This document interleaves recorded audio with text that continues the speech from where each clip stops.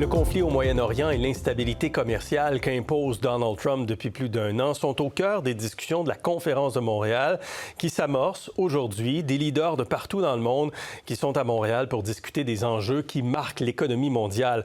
On retrouve sur place ce soir Stéphane Séjourné, vice-président exécutif chargé de la prospérité et de la stratégie industrielle à la Commission européenne. Bonsoir, Monsieur Séjourné. Bonsoir, merci de votre invitation. Diriez-vous que les tensions tarifaires imposées par le président américain, les tensions commerciales, viennent rapprocher le Canada et l'Union européenne en ce moment? Ah oui, sans doute, puisque depuis maintenant quelques mois, nous créons les conditions, y compris d'un nouveau marché entre le Canada et l'Union européenne. L'objectif est de consolider entre à la fois les business, mais aussi entre les responsables politiques, des conditions pour pouvoir entretenir cette nouvelle relation. Et puis, nous avons des tâches supplémentaires avec un sommet en préparation entre le Canada et l'Union européenne qui devra avoir lieu autour du mois de novembre-octobre. Et ce sommet doit nous permettre aussi d'avancer concrètement.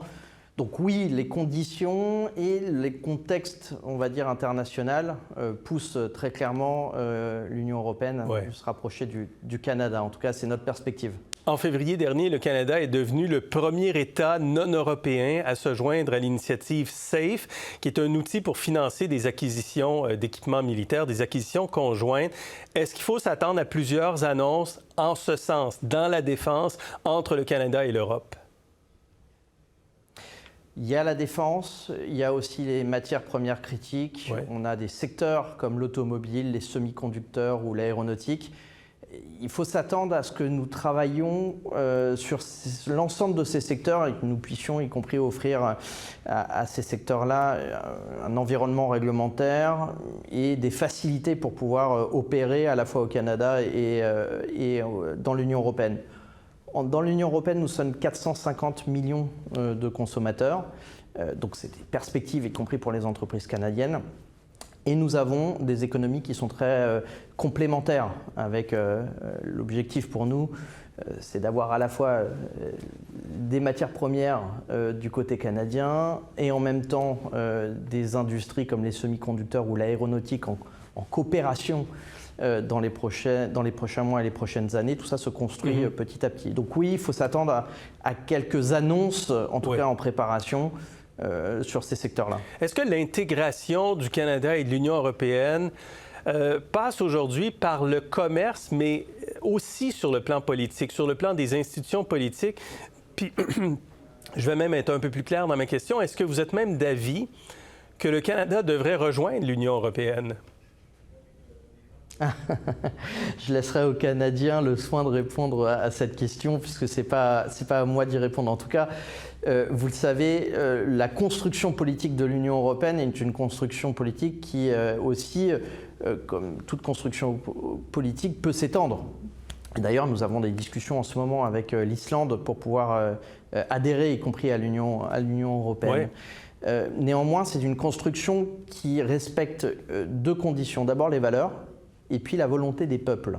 C'est très différent de ce que nous pouvons voir du côté de la Russie qui a une vision expansionniste par la force ou des déclarations de vos voisins du Sud, des fois sur le Canada.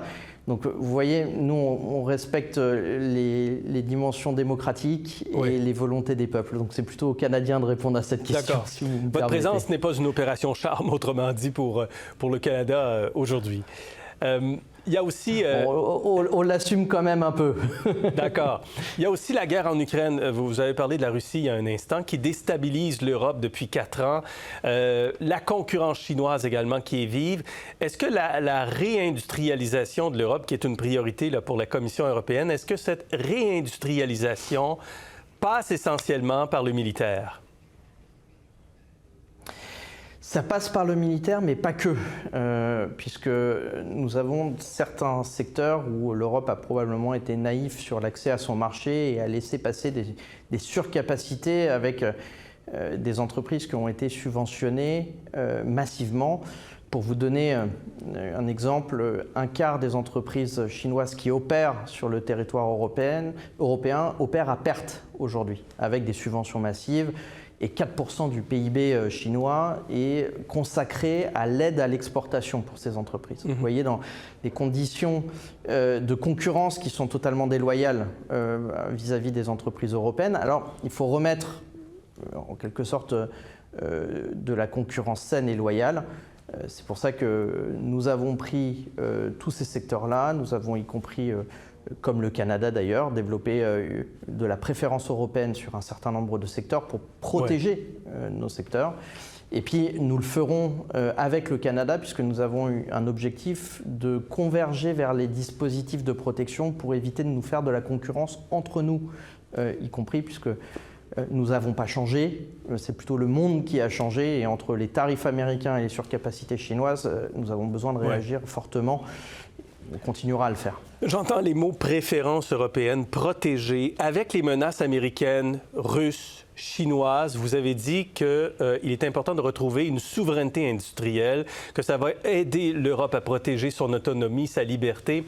Est-ce qu'on assiste en même temps, M. Séjourné, à une forme de repli, de protection, de démondialisation?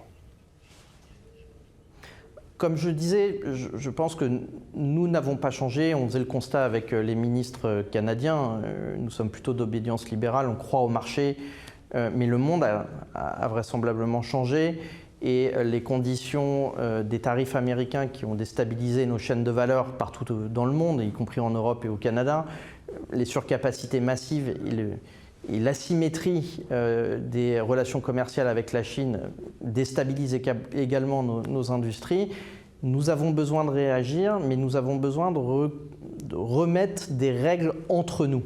Et c'est peut-être là le message principal que je suis venu passer ici au Canada, c'est respectons entre nous des règles communes, élargissons au maximum à des partenaires de confiance.